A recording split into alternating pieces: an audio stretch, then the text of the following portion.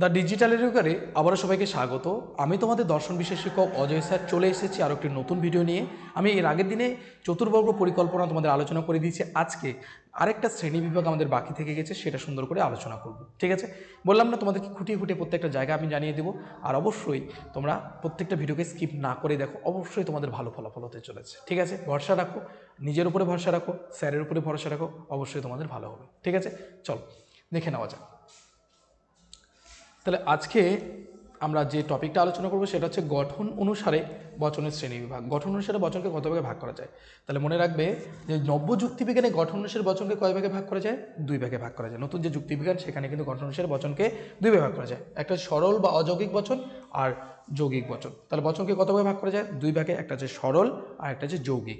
তাহলে সরল বচন কাকে বলে? দেখো, যে বচনের অন্তর্গত কোনো অংশ পৃথকভাবে বচন বলে গণ্য হতে পারে না, অর্থাৎ যে বচনে একটি মাত্র অবধারণ ক্রিয়া ব্যক্ত হয় তাকে সরল বচন বা অযৌগিক বচন বলে। তো সরল বা অযৌগিক বচন কাকে বলে? যে বচনে একটি মাত্র অবধারণ থাকবে। অবধারণ মানে মনের ভাবনাকে স্পষ্টভাবে প্রকাশ করাকে বলা হয় কি বলতো? অবধারণ। তাহলে যে বচনে কি থাকছে, তোমার যে ভাবনা থাকে একটাই থাকছে, ভাবনা থাকছে কি বলতো? একটাই অবধারণ ক্রিয়া থাকছে, তাকেই বলা হয় কিন্তু কি বলতো? তাকে বলা হয় কিন্তু সরল বচন। সেখানে তুমি ওই যে তোমার যে একটা ভাবনা থাকছে সেটাকে ভেঙে আরও ভাবনা তৈরি করতে পারবে না, মানে কি তোমার ওই যে বচনের যে অংশটা সেটাকে নিয়ে আর কোনো বচন কিন্তু তৈরি করতে পারবে না, তাকে বলা হবে কিন্তু সরল বচন। যেমন সকল কবি হয় পণ্ডিত, দেখো এটা একটা সরল বচন, এটা একটা কি বচন বলো তো? সরল বচন। এটাকে আমি কোন বচন বলবো? এ বচন এটা, তাই না? আমরা জানি। তারপরে হচ্ছে কোনো হাতি নয় ঘোড়া, এটা কোন বচন? ই বচন। তা রাম হয় সৎ, এটা কোন বচন?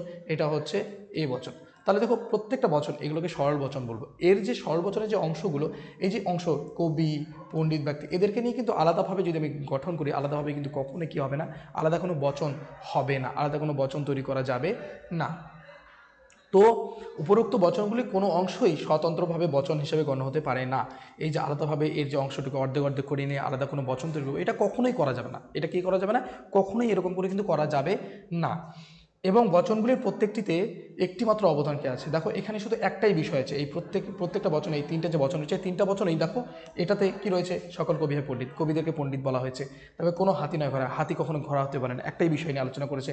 রাম হয় সৎ ব্যক্তি, রামকে সৎ ব্যক্তি বলা হয়েছে। তাহলে দেখো একটাই, প্রত্যেকটাতে অবধারণ ক্রিয়া কয়টা রয়েছে, মানে ভাবনা কয়টা রয়েছে? একটাই। বিষয়বস্তু কয়টা রয়েছে? একটাই। তো সেখানে কিন্তু কখনোই তুমি আলাদা করে ভেঙে তাদেরকে কিন্তু কখনোই কী করতে পারবে না বলো তো? কখনোই কিন্তু আমরা কি করতে পারবো না? আলাদা কোনো বচন তৈরি করতে পারবো না। এ কারণে বচনগুলিকে কি বচন বলা হয়? সরল বচন। এই বচনগুলোকে কি বলা হয়? সরল বচন বলা হয়। এই সরল বচনের আকারটা কী হয় বলো তো? এই সরল বচনের আকারটা দেখে নাও। সরল বচনের আকার যদি আমি দেখি, বলে দেওয়া আছে যে সরল বচন মাত্রেই তিনটে অংশ থাকবে। একটা সরল বচনে কয়টা অংশ থাকবে? তিনটা। একটা হচ্ছে উদ্দেশ্য পদ, একটা হচ্ছে সংযোজক, আর একটা কী থাকবে বলো তো? বিধেয় পদ থাকবে। এখানে উদ্দেশ্য পদের গ্রাহক হিসাবে যদি আমি এস বর্ণ এবং বিধেয় পদের গ্রাহক হিসেবে কিন্তু পি বর্ণ ব্যবহার করা হয়, তাহলে আমাদের সদর্থক সরল বচনের আকার হবে এস হয় পি এবং নয়ার্থক সরল বচনের আকার হবে এস নয় পি। ঠিক আছে, এই আকারটা হবে। তাহলে সরল বচন আকার হবে এস হয় পি, আর এখানে হবে এস নয় পি। ঠিক আছে, এখানে এসটা ওঠেনি। তাহলে এইভাবে আমরা আকারটাকে গঠন করতে পারি। তাহলে সরল বচনের আমরা দেখতে পাচ্ছি যে তিনটা অংশ থাকবে। সরল বচনে কয়টা অংশ থাকবে? তিনটা। একটা হচ্ছে উদ্দেশ্যপদ, সংযোজক, আর হচ্ছে কি বলতো? বিধেয়পদ থাকে। ঠিক আছে, তাহলে এই গেল সরল বচন কি এবং তার গঠন। তারপরে দেখো কি বলেছে? যৌগিক বচন। সরল বচনের ঠিক উল্টো যৌগিক বচন। তো বলেছে যে বচনের অন্তর্গত এক বা একাধিক অংশ, এই যে বচনের অন্তর্গত যে অংশগুলো, সেই এক বা একাধিক যে অংশগুলো, সেই অংশগুলো স্বতন্ত্রভাবে মানে আলাদাভাবে বচন হিসেবে গণ্য হতে পারে। অর্থাৎ যে বচনে একাধিক অবধারণ ক্রিয়া ব্যক্ত হয়, যেখানে কী হয়? একাধিক অবধারণ ক্রিয়া থাকে, মানে বিষয়বস্তু কি থাকে? একাধিক থাকে, তাকে যৌগিক বচন বলে। তাকে কি বচন বলা হয় বলো তো? যৌগিক বচন বলা হয়। তাহলে যেমন করে দেখো, রাম সৎ এবং কি? শ্যাম সাহসী। রাম সৎ এবং শ্যাম কি? সাহসী। এবং দিয়ে যুক্ত করা আছে। এখানে দেখো দুটো অবধারণ কি? একটা হচ্ছে রাম হয় সৎ আর যে শ্যাম হয় সাহসী। তাহলে দুইটা দেখো, দুইটা সরল বচনকে যুক্ত করে যে বচন গঠন করা হয়েছে সেটা হচ্ছে কি বলো তো? যৌগিক বচন। তাহলে দেখতে পাচ্ছ, তাহলে এখানে কিন্তু আমরা যখন এই রাম হয় সৎকে আলাদা করব তখন কিন্তু সেটা একটা আলাদা বচন হয়ে যাবে। শ্যাম হয় সাহসী, এটাকে যখন আলাদা করবো সেটা একটা আলাদা বচন হয়ে যাবে। তাহলে আমি স্কুলে যাব অথবা কি যাব? বাজারে যাব। তাহলে দুটো এখানে আছে, আমি স্কুলে যাব, তারপরে হচ্ছে আমি বাজারে যাব, তাহলে দুটো অংশ। তারপরে হচ্ছে যদি বিদ্যুৎ থাকে তবে কি হয়, পাখা ঘুরবে। তাহলে দেখো যদি বিদ্যুৎ থাকে তাহলে কি পাখা ঘুরবে, তাহলে দুটো আলাদা অংশ। তো আলাদা আলাদা এই অংশগুলোকে নিয়ে কিন্তু আমি কি করতে পারি বলো তো, আলাদা বচন গঠন করতে পারি। তো সেই কথা মাথায় রাখবে, সেটাই হচ্ছে কোন বচন বলো তো, যৌগিক বচন। তাহলে যে বচনের অংশগুলো একাধিক যে অংশ নিয়ে বচনে গঠিত, সে অংশগুলোকে আলাদাভাবে কিন্তু কি করা যেতে পারে বলো তো, আরও বচন গঠন করা যেতে পারে। সেগুলোই হচ্ছে কিন্তু যৌগিক বচন। তাকেই বলা হয় কি বলা হচ্ছে, কোন বচন, যৌগিক বচন। এই বচনগুলি বিশ্লেষণ করে দেখা যায় এদের প্রত্যেকটি দুটি বচন নিয়ে গঠিত, এই প্রত্যেকটাই কিন্তু দুটো বচন নিয়ে গঠিত, এবং এদের যে প্রতিটা বচন, প্রতিটি বচনের কিন্তু দুটি অঙ্গ বা অংশ রয়েছে। এই প্রত্যেকটার দেখো দুটো করে অংশ রয়েছে, দেখো সংযোজক রয়েছে। আর কি রয়েছে বলো তো, দেখো রাম হয় সৎ, শ্যাম সাহসী, আমি স্কুলে যাব অথবা বাজারে যাব, বিদ্যুৎ থাকে তাহলে পাখা ঘুরবে। দেখো দুইটা করে অংশ রয়েছে, স্বতন্ত্রভাবে তাদের বচন হিসেবে গণ্য করা যেতে পারে। তাই বচনগুলিকে যৌগিক বচন বলা হয়। এগুলোকে কি বলা হয়, যৌগিক বচন। তোমাদের প্রশ্ন আসতে পারে যৌগিক বচন কাকে বলে, উদাহরণ সহ আলোচনা করো। এইভাবে কিন্তু তোমাদের 2 নম্বরের জন্য আসবে, ঠিক আছে। তারপরে এবার যৌগিক বচন পড়তে গিয়ে আমাদের একটা বিশেষ জায়গা ভালো করে পড়তে হবে, সেটা হচ্ছে যৌগিক বচনের আলোচনা করতে হলে তার অঙ্গ বা অংশ এবং যোজক সম্পর্কে ব্যাখ্যা করা প্রয়োজন। তাহলে যৌগিক বচন অঙ্গ কাকে বলা হয়, যে বচন দিয়ে যৌগিক বচন গঠিত হয়, এই যে ছোট ছোট বচনগুলো দিয়ে যে যৌগিক বচন গঠিত হচ্ছে, এদেরকেই বলা হয় কি বলতো, যৌগিক বচনের অঙ্গ। যেমন ফুলটি লাল এবং সুগন্ধযুক্ত, তাহলে ফুলটি লাল এবং সুগন্ধযুক্ত, এই বচনের অংশটা কি কি বলতো, একটা হচ্ছে ফুলটি লাল আর একটা হচ্ছে ফুলটি সুগন্ধযুক্ত। তাহলে এখানে দুটি অঙ্গ বা অংশ রয়েছে, সেখানে একটা হচ্ছে ফুলটি লাল আর একটা হচ্ছে ফুলটি সুগন্ধযুক্ত। বোঝা গেল। যোজক, যোজকটা কি, যৌগিক বচনের অন্তর্গত অঙ্গ বচনগুলি এবং অথবা যদি, তাহলে যদি এবং কেবল যদি এমন নয় যে প্রভৃতি শব্দের দ্বারা গঠিত হয়। এখানে দেখো তো কি আছে, এবং অথবা যদি তাহলে, তাহলে এই যে শব্দগুলো এদেরকে কিন্তু বলা হয় যোজক। যৌগিক বচনে এদেরকে কি বলা হয়, যোজক বলা হয়। এরাই কি করে ওই দুটো যে সরল বচন তাদেরকে একসাথে জুড়ে রাখে, তাহলে এদেরকেই বলা হয়। তো যোজক, এই যৌগিক বচনকে আমরা পরের শ্রেণী বিভাগটা বুঝতে পারবো। এই জাতীয় শব্দ বা শব্দ সমষ্টিকে বলা হয় কি বলতো, যোজক বলা হয়। মনে থাকবে কথাটা, এটা আমাদের জেনে রাখতে হবে যে যৌগিক বচনে যে যারা একটা বচনকে আরেকটা বচনের সাথে জুড়ে রাখছে তাকে বলা হয় যোজক, ঠিক আছে। নেক্সট দেখো, এই যৌগিক বচনকে 5 ভাগে ভাগ করা যায়। তোমরা যদি এই বিষয়টাকে আরও ভালো করে বুঝতে চাও, তাহলে অবশ্যই আমাদের ইউটিউব চ্যানেলে দ্বাদশ শ্রেণীর যে ভিডিও, কারণ তোমাদের এই সিলেবাসটাকে তৈরি করা হয়েছে দ্বাদশ শ্রেণী আর একাদশ শ্রেণীকে মিক্সড করে। তো বলছে যৌগিক বচনকে প্রধানত কয়টি ভাগে ভাগ করা যায়, কয়টি ভাগে, 5টি ভাগে ভাগ করা যায়। কয়টি ভাগে, 5টি ভাগে ভাগ করা যায়। একটা হচ্ছে নিষেধক বচন, আরেকটা কি বচন, সংযোগী বচন, বৈকল্পিক বচন, প্রাকল্পিক বচন, তারপরে দেখবে দ্বিপ্রাকল্পিক বচন, ঠিক আছে, বা বস্তুগত সমমানতা। প্রত্যেকটা বচন আমরা 5 প্রকার, মানে যৌগিক বচন 5 প্রকার, এটা প্রত্যেকটাই সুন্দর করে একটু আলোচনা করে নেব। তাহলে নিষেধক বচন, নিষেধ মানে, নিষেধ কথার মানে কি বলতো, বাধা দেওয়া বা মানা করা, তাই না। তো নিষেধক বচন যে যৌগিক বচন নয়, এমন নয় যে প্রভৃতি যোজক দিয়ে গঠিত হয়। তাহলে এক কথায় মনে রাখবা, যে বচনটা কী হবে, নয় শব্দ আর এমন নয় যে এই শব্দ দ্বারা গঠিত হবে, তাকেই বলা হবে নিষেধক বচন। তাকে কি বলা হবে বলো তো, নিষেধক বচন বলা হবে বা নীতিমূলক বচন বলা হবে। অর্থাৎ যে যৌগিক বচনে একটি সরল বচনের নিষেধ বা অস্বীকৃতি ঘটে তাকে বলা হয় নিষেধক বচন। তাহলে নিষেধ বচন, যে বচনে কি থাকে, একটা বচন থাকবে, সরল বচন কয়টা থাকবে, সেখানে একটা বচনকে মানা করা হবে, মানে কি অস্বীকার করা হবে, তাকে বলা হবে কিন্তু নিষেধক বচন। যে এমন নয় যে সচিন ফুটবল খেলে, তাহলে দেখো কি হচ্ছে, এই যেটা অস্বীকার করা হচ্ছে, এই যে সরল বচনে কি হচ্ছে, অস্বীকার করা হচ্ছে। রাম চালাক নয়, দেখো একটাই, এখানে কয়টা সরল বচন হচ্ছে, একটাই, কি করা হচ্ছে, অস্বীকার করা হয়েছে, ঠিক আছে। প্রথম বচনটিতে সচিন ফুটবল খেলে, এটাকে কি করা হচ্ছে, এই সরল বচনটাকে দেখো নিষেধ করা হচ্ছে। নিষেধ মানে কি, এমন নয় যে, নয় বলে দেওয়া হয়েছে যে এমন নয় যে সচিন কি খেলে, ফুটবল খেলে, কারণ সচিন ফুটবল খেলে না, এটাই বোঝাতে চাইছে লাইনটাতে। আর দ্বিতীয় বচনটিতে কি করছে, রাম চালাক, এই সরল বচনটি কিন্তু নিষেধ করা হচ্ছে, যে বলা হচ্ছে রাম চালাক নয়, দেখো এটাকে বাধা দেওয়া হয়েছে, তাহলে অস্বীকার করাকে বলা হয় কিন্তু নিষেধ করা। সেই জন্য নিষেধক বচনে কী করা হয়, একটা সরল বচনকে অস্বীকার করা হয়। আকারটা কেমন হবে, সরল বচনের গ্রাহক রূপে পি গ্রহণ করব। আমরা যে সরল বচনের আকার রূপে কাকে গ্রহণ করব, পি অক্ষরটাকে নেব, গ্রহণ করলে নিষেধক বচনের আকার হবে কি হবে, এমন নয় যে পি, তার সামনে শুধু এই শব্দটা জুড়ে দেবো, এমন নয় যে পি, তার মানে এমন নয় যে কি খেলে, সচিন ফুটবল খেলে। যে বচনটিকে নিষেধ করা হয় সেটি সত্য হলে নিষেধ বচনটি মিথ্যা হবে। তার মানে যে বচনটিকে নিষেধ করা হয়, যদি এই বচনটাকে নিষেধ করা হয় তাহলে কি হবে, এই বচনটা যদি কি বলে, এই বচনটা যদি সত্য হয় তাহলে নিষেধ বচনটা মানে কি নট পি, এই যে এমন নয় যে, এটাকে আমরা কিন্তু এই চিহ্নের দ্বারা, কার্ল চিহ্নের দ্বারা বোঝাই, এটা একটা চিহ্ন, ঠিক আছে। তো সেটাকে কী হবে, মিথ্যা হয়ে যাবে, নিষেধ করা বচনটা মিথ্যা হয়ে যাবে। ঠিক আছে, মূল বচনটা যদি সত্য হয় তাহলে নিষেধ করা বচনটা মিথ্যা হবে, আর মূল বচন যদি মিথ্যা হয় তাহলে নিষেধ করা বচনটা কী হবে, সত্য হবে। এটা মাথায় রাখবে। আর মূল বচনটি মিথ্যা হলে নিষেধ বচনটি কী হবে, সত্য হবে। এটাই বলা আছে। তাহলে আমরা বুঝতে পারলাম খুব সুন্দরভাবে নিষেধ বচন। ঠিক আছে, দেখো নেক্সট নিষেধক বচন আমরা বুঝলাম। এবারে হচ্ছে সংযোগিক বচন। এক কথায় মনে রাখবা, সংযোগিক বচন মানে হচ্ছে এবং দ্বারা যুক্ত থাকবে। তাহলে যে যৌগিক বচন অন্তর্গত দুই বা ততোধিক যে সরল বচন, যে যৌগিক বচন অন্তর্গত দুই বা ততোধিক সরল বচন থাকবে, সেই সরল বচনটা কি দ্বারা যুক্ত থাকবে বলো তো? এবং শব্দ বা এবং জাতীয় কোনো শব্দ, যে এই যে শব্দগুলো আছে এই শব্দ দ্বারা যুক্ত থাকবে, প্রভৃতি যোজক দ্বারা পরস্পর সংযুক্ত হয়, তাকে বলা হয় সংযোগিক বচন। তাহলে দেখবে যে সুন্দর করে যে এই শব্দগুলো এবং, ও, কিন্তু, আর এই জাতীয় শব্দ দিয়ে যখন এই সরল বচনগুলো যুক্ত থাকবে তাকে বলা হবে কি, সংযোগিক বচন। ঠিক আছে, তাহলে বোঝা গেল সংযোগী বচনের যে অন্তর্গত অঙ্গগুলো তাকে কিন্তু আবার সংযোগী বলা হয়। এর যে অন্তর্গত যে অংশগুলো, যে অংশগুলো নিয়ে গঠিত, তাদেরকে বলা হয় সংযোগী। যেমন সে আসবে এবং আমি যাব, তাহলে এটা একটা সংযোগী, এটা একটা সংযোগী। মনে থাকবে কথাটা। তারপরে শরৎচন্দ্র হন এক কবি, কিন্তু বঙ্কিমচন্দ্র হন ঔপন্যাসিক, তাহলে এটা একটা সংযোগী, এটা একটা সংযোগী। কিন্তু মাঝখানে দেখো কিন্তু, তারপরে এবং, তারপরে ও, এই জাতীয় শব্দ দ্বারা কিন্তু যুক্ত আছে। মনে থাকবে। তাহলে সঙ্গে সঙ্গে আমরা বুঝতে পারছি যে এই যে বচনগুলো রয়েছে এগুলো সবগুলো কোন বচন, সংযোগিক বচন। প্রথম উদাহরণটি দেখো, দুটি সরল অঙ্গ বচন, সে আসবে আর কি আমি যাব, এটা রয়েছে, এবং শব্দটির দ্বারা যুক্ত রয়েছে, যুক্ত। এক্ষেত্রে সে আসবে আর আমি যাব, এই সরল বচন দুটিকে বলা হয় সংযোগী। কি বলা হয়, সংযোগী, যেটা আমি বলেই দিলাম। আর এবং শব্দটিকে বলা হয় কি বলতো, যোজক। তাহলে এদের মধ্যে ওই যে দুপাশে দুটো সরল বচন রয়েছে, এটা হচ্ছে সংযোগী, আর মাঝখানে যে শব্দ দ্বারা যুক্ত রয়েছে সেটা হচ্ছে কি বলবো, সেটাকে বলবো আমরা যোজক। তাহলে এর আকারটা কেমন হতে পারে আমরা সুন্দর করে কিন্তু শর্টকাট বুঝিয়ে দিচ্ছি। তোমাদের কিন্তু প্রশ্ন আসবে এইভাবে যে সংযোগী বচন কাকে বলে, উদাহরণসহ ব্যাখ্যা করতে। তাহলে উদাহরণসহ এইটুকু দিলে তোমাদের 2 নম্বরের জন্য এনাফ। ঠিক আছে, 3 নাম্বার আসলে আকারও দিয়ে দিতে হবে তোমাদের। তাহলে দেখো কি বলেছে এবার, বলছে আকার।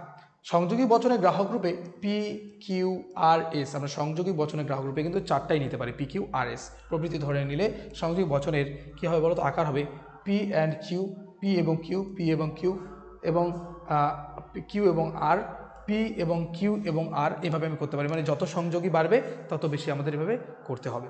ঠিক আছে, এবং এবং এবং করে যুক্ত করে আমরা করতে পারি। হ্যাঁ, যেমন আমি যদি বলি সে আসবে, আমি যাব, এবং আরও একজন যাবে, এবং আরও অন্যজন যাবে, এইভাবে যখন আমি করব তখন কিন্তু অটোমেটিক্যালি কী হবে বলো তো, ওই এবং দিয়ে আমাদের বাড়তেই থাকবে। ঠিক আছে, এটা কিন্তু মাথায় রাখবে। ঠিক আছে, এখানে যে কথাটা বলেছে যে মনে রাখতে হবে একটি সংযোগিক বচনের অন্তর্গত প্রতিটি সংযোগী, মানে সংযোগিক বচনের অন্তর্গত প্রতিটি সংযোগী মানে ধরো পি এবং কিউ আছে, পি এবং কি আছে, কিউ, এই দুটো সংযোগী, পি কিউ, এই দুটো সংযোগের মধ্যে যদি দুটো সংযোগী এটাও সত্য হয় এটাও সত্য হয়, তাহলে গোটা বচনটাই সত্য হবে। এটা মাথায় রাখতে হবে। ঠিক আছে, তাহলে গোটা বচনটা কী হবে, সত্য হয়ে যাবে। আর যদি কথার কথা এদের মধ্যে একটা সত্য হলো একটা মিথ্যা হলো, তাহলে কিন্তু গোটা বচনটা কী হয়ে যাবে বলো তো, মিথ্যা হয়ে যাবে। যদি এমন হয় সে আসবে এটা সত্য, সেটা আসবে কি এ সত্য, এবং আমি যাব এটাও সত্য, তাহলে কিন্তু গোটা বচনটা কী হবে, সত্য হবে। তবে সে আসবে এবং আমি যাব এটা সত্য হয়ে গেল। কিন্তু যদি একটা হয় সত্য, সে আসবে এবং আমি যাবোটা মিথ্যা হয়ে গেল, তাহলে কিন্তু আমার গোটা বচনটা কী হয়ে যাবে বলো তো, মিথ্যা হবে।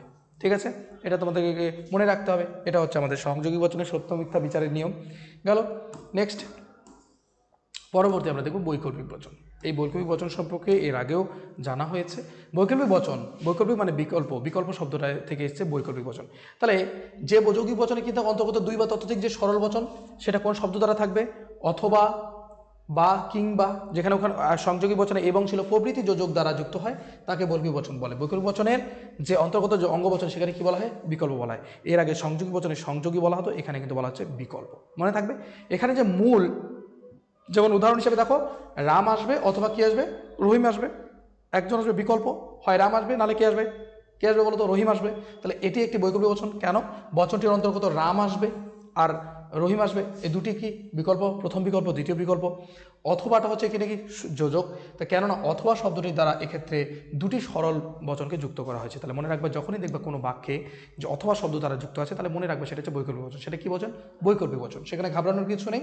তাহলে আমরা দেখতে পাচ্ছি রাম আসবে অথবা কি আসবে, শ্যাম আসবে। তোমরা এখানে মনে রাখবা যে অথবা বা কিংবা এই জাতীয় শব্দ দ্বারা যখন এই যোজক দ্বারা যুক্ত থাকে তখন সেটাকে বৈকল্পিক বচন বলা হয়। কোন বচন বলা হয়? বৈকল্পিক। বৈকল্পিক বচন আকারটা কেমন হয়? যেমন আমরা সংযোগ বচন জানলাম, সেই বৈকল্পিক বচনের অঙ্গ বাক্যগুলিকে অর্থাৎ বিকল্পগুলিকে গ্রাহক হিসেবে ওই PQRS এই 4টা ইংরেজি অক্ষর নিতে পারি। প্রভৃতি ধরে নিলে বৈকল্পিক বচনের আকার হবে কি বলতো? পি অর কিউ অথবা পি অথবা কিউ, পি অথবা কিউ, কিউ অথবা আর, পি অথবা কিউ অথবা আর অথবা এস, এরকম করে আমি করতে পারি। কারণ বিকল্প কিন্তু শুধুমাত্র দুটো থাকবে এমনটা নয়। তোমরা দেখবে তোমাদের যে MCQ প্রশ্নগুলো থাকে সেগুলো কিন্তু বৈকল্পিক বচনের মধ্যে পড়ে। আর তাদের যে অপশন থাকে, কতগুলো অপশন থাকে? 4টা অপশন থাকে। তাহলে একটা প্রশ্নে 4টা যদি বিকল্প থাকে তাহলে কেন থাকতে পারে না? সেখানে তোমাদের কিন্তু বিকল্প অনেক থাকতে পারে। ঠিক আছে, তাহলে সেটা তোমরা বুঝতে পারলে। এবার মনে রাখতে হবে যে বৈকল্পিক বচনে অন্তত একটি বিকল্প সত্য হলে, এই বৈকল্পিক বচন যে আছে, এই যে আমি বলছি পি অথবা কিউ, পি অথবা কিউ, ঠিক আছে, পি অথবা কিউ হলে সমগ্র বৈকল্পিক বচনটি কী হবে? মানে একটি বিকল্প যদি সত্য হয় তাহলে কিন্তু কি হয়ে যাবে বলো তো? তাহলে কিন্তু গোটা বচনটা সত্য হবে। তাহলে এদের মধ্যে যে কোনো একটা যদি সত্য হয় তাহলে মনে রাখবা গোটা বচনটাই সত্য হবে। ঠিক আছে, কারণ ভালো করে দেখলে যদি আমি বলি যে রাম আসবে অথবা রহিম আসবে, একজন আসা মানে কি বাক্যটা সত্য, রাম আসবে অথবা রহিম আসবে, রাম না আসলে রহিম আসলো তাও বচনটা সত্য, যদি রাম আসে রহিম না আসে তাতেও বচনটা কী হয়ে যায়? সত্য হয়ে যায়। তাহলে এটা মনে রাখবা। কিন্তু দুটোই যদি মিথ্যা হয়, যদি কেউই না আসে তাহলে কিন্তু কী হয়ে যাবে? গোটা বচনটা মিথ্যা হয়ে যাবে। রাম আসলো না রহিম আসলো, তাহলে কি আমি বলতে পারবো রাম আসবে অথবা রহিম আসবে? না, বলতে পারছি না। তাহলে আর সবগুলি বিকল্প মিথ্যা হলে কিন্তু সমগ্র বৈকল্পিক বচনটা কী হয়ে যাবে? মিথ্যা। এগুলো কিন্তু সত্য মিথ্যা বিচারের নিয়মটা সুন্দর করে একটা লাইনে বোঝানো আছে। ঠিক আছে, তোমাদের খুব কম নাম্বার রয়েছে এই অধ্যায় থেকে, তাই এগুলো ডিটেলস আলোচনা করা যাচ্ছে না। কারণ একটা অধ্যায় রয়েছে 12-এ দেখবে সত্তাপেক্ষক বলে, সেখানে কিন্তু এগুলো সুন্দর করে আলোচনা আছে যৌগিক বচনটাকে নিয়ে একদম খুব সুন্দরভাবে। ঠিক আছে, দেখো কি বলেছে। এবার পরের বচন দেখো প্রাকল্পিক। এটা আরও সহজ, এটাও তোমাদের আলোচনা করেছি। বলছে যে যৌগিক বচনের অন্তর্গত দুটি অঙ্গবচন বা যদি তাহলে এরূপ শব্দের দ্বারা যুক্ত হয় তাকে বলা হয় কিন্তু প্রাকল্পিক বচন। মনে রাখবা যে ওখানে যেমন আমরা বৈকল্পিক বচনে জানলাম অথবা শব্দ দ্বারা, কোন শব্দ দ্বারা? অথবা। এখানে হচ্ছে যদি তাহলে। তাহলে আমরা দেখলাম যে নিষেধক বচনে এমন নয় যে যখন থাকবে তখন একটা বচনকে নিষেধ করবে। তারপরে আমরা জানলাম সংযোগিক বচনে কি থাকবে? এবং শব্দ দ্বারা থাকবে। তারপরে আমরা বৈকল্পিক বচনে জানলাম যে সেখানে অথবা শব্দ থাকবে, কিংবা থাকবে, বা থাকবে। এখানে আমরা জানছি প্রাকল্পিক বচনের ক্ষেত্রে যে আমাদের যখন যদি তাহলে থাকবে, কি থাকবে? যদি তাহলে থাকবে, তখনই মনে রাখবা যে সেই বচনটাকে প্রাকল্পিক বচন বলে। সেই বচনকে কি বলে? প্রাকল্পিক বচন। এই প্রকার বচনে দুটি অংশ থাকে, একটি অংশকে বলে পূর্বক, আরেকটা অংশ মানে পূর্বক বা পূর্বকল্প, আর অন্যটাকে বলা হয় অনুগ বা অনুকল্প। যদির পরের যে অংশটা সেটাকে বলা হয় পূর্বক, আর তবের পরের অংশটাকে বলা হয় কি বলতো? অনুগ বলা হয়। ঠিক আছে, যেমন যদি মেঘ করে তবে বৃষ্টি হবে, বা যদি বৃষ্টি হয় তাহলে কী হবে? মাটি ভিজবে। তাহলে এই বচনটার মধ্যে দেখো যদি তাহলে রয়েছে, তাহলে এটা কি বচন?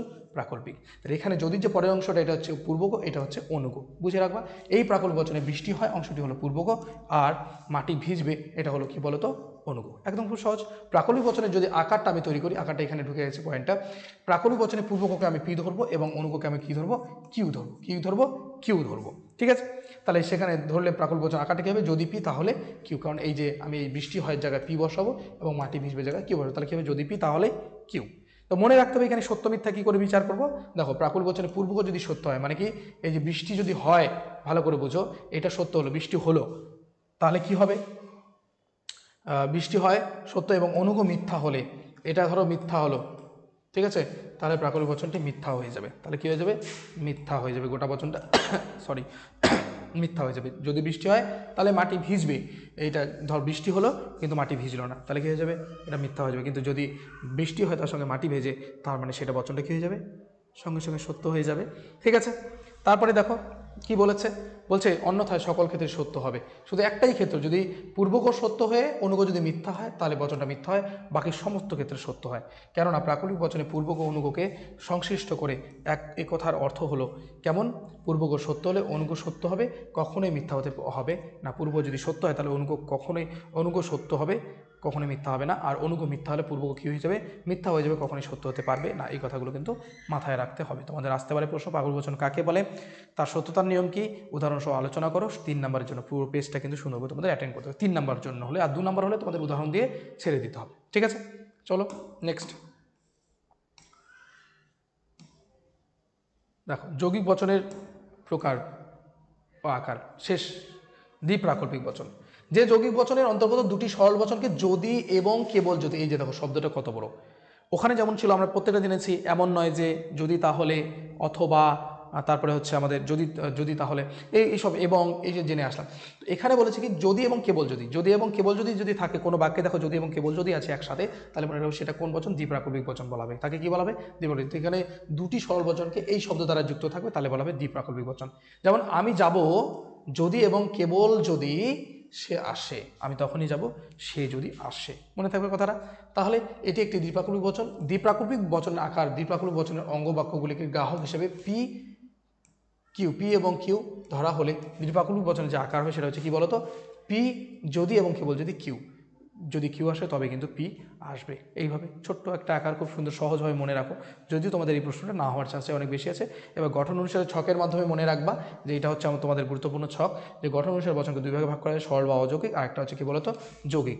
এবার যৌগিক বচনকে 5টা ভাগে ভাগ করা গেল, সেটা হচ্ছে নিষেধক বচন পড়লাম, সংযোগী বচন পড়লাম, বৈকল্পিক বচন পড়লাম, প্রাকল্পিক আছে, দ্বিপ্রাকল্পিক। ঠিক আছে, এখানে আমরা জানলাম নিষেধক বচনে এমন নয় যে, তারপর যে সংযোগী বচনে আমরা জানলাম এবং, বৈকল্পিক বচনে জানলাম অথবা, প্রাকল্পিক বচনে যদি তাহলে, আর এখানে দ্বিপ্রাকল্পিক বচনে হচ্ছে যদি এবং কেবল যদি, এইটা। এবার প্রত্যেকটা কিন্তু চিহ্ন আছে, দেখবে আমি তোমাদের চিহ্নটা জানিয়ে দিচ্ছি। এটা হচ্ছে কার্ল চিহ্ন, সংযোগ বচনের ডট চিহ্ন, এদের নাম আছে আলাদা আলাদা। তারপরে হচ্ছে বৈকল্পিক বচন হচ্ছে ভেল, আর প্রাকল্পিক বচনে হচ্ছে হর্ষু এটা, আর হচ্ছে দ্বিপ্রাকল্পিক বচনে হচ্ছে ত্রিপল বার। এদের কিন্তু চিহ্ন দ্বারা প্রকাশ করা যায়। আমরা কথা না করেও এই চিহ্নগুলো মাঝখানে বসিয়ে দিল, পি আর কিউ এর মাঝখানে চিহ্নগুলো বসিয়ে দিলেও কিন্তু আমাদের হয়ে যাবে। ঠিক আছে, এটা গেল আমাদের যৌগিক বচনের প্রকার। এবার উদাহরণ হিসেবে দেখো, সুন্দর করে একদম দেওয়া আছে আকার সহ। আমরা নিরপেক্ষ বচনের যদি আকার দেখি, তাহলে দেখো সামান্য সদর্থক বচন, সামান্য সদর্থক কি? সকল এস হয় পি, বচনটা কী হবে? সকল সৈনিক হয় সাহসী ব্যক্তি। তাহলে দেখো এখানে উদ্দেশ্য বিধেয়র জায়গায় শুধু এসপি বসিয়ে দেওয়া হচ্ছে। সামান্য নর্থক আমরা জানি কোনো এস নয় পি, সেখানে কেউ কোনো উষ্ণ বস্তু নয় শীতল বস্তু, দেখো সুন্দর করে উদ্দেশ্য বিধেয়র জায়গায় বসিয়ে দেওয়া হয়েছে। বিশেষ সদর্থক কি? কোনো হয়, কোনো এস হয় পি, তবে কোনো ব্যবসায়ী হয় কি? সৎ ব্যক্তি করে দিয়েছি। তবে কোনো এস নয় পি, তবে কোনো তীর্থযাত্রী নয় কি? ধার্মিক ব্যক্তি। এটা গেল নিরপেক্ষ বচনের। তারপরে দেখো আমরা যে যৌগিক বচন করেছি, সেই যৌগিক বচন 5 প্রকার। যৌগিক বচনে দেখো যে নিষেধক বচন এমন নয় যে পি, তার মানে কি? এমন নয় যে অ্যারিস্টটল ভারতীয়, তাই না? গ্রিক দার্শনিক ছিলেন উনি। তার হচ্ছে সংযোগ কি? এবং দ্বারা যুক্ত থাকে, তাহলে পি এবং কিউ। তাহলে কি হচ্ছে? আমি হয় মিষ্টি ফল, আম হয় মিষ্টি ফল এবং আঙুর হয় টক ফল, এবং শব্দ দ্বারা যুক্ত আছে।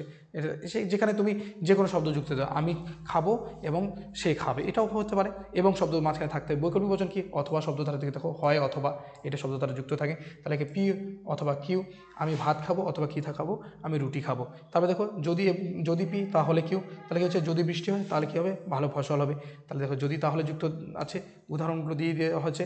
তাহলে যদি পি এবং কেবল যদি কিউ, তাহলে কী হবে? যদি বৃষ্টি হবে, যদি এবং কেবল যদি মেঘ করে, বৃষ্টি তখনই হবে যখন কী হবে? মেঘ করবে। তাহলে এই হচ্ছে তোমাদের আজকের ভিডিও। খুব সুন্দরভাবে টপিকটাকে খুব সুন্দরভাবে সহজভাবে আলোচনা করলাম।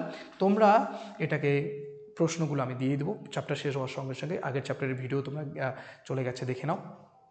সেইখানে কিন্তু তোমাদের বুঝতে হবে যে আমাদের কিন্তু পুরো সিলেবাস কমপ্লিট করবে স্যার, ভরসা রাখো। ঠিক আছে, তো যারা ভিডিওটাকে শুরু থেকে শেষ পর্যন্ত দেখলে তাদেরকে অনেক থ্যাংক ইউ, এবং তোমরা দেখতে থাকো, তোমাদের অবশ্যই কাজে আসবে। ঠিক আছে, টাটা, বাই বাই। ততক্ষণ পর্যন্ত সুস্থ থাকবে, বন্ধুবান্ধবকে শেয়ার করতে ভুলবে না।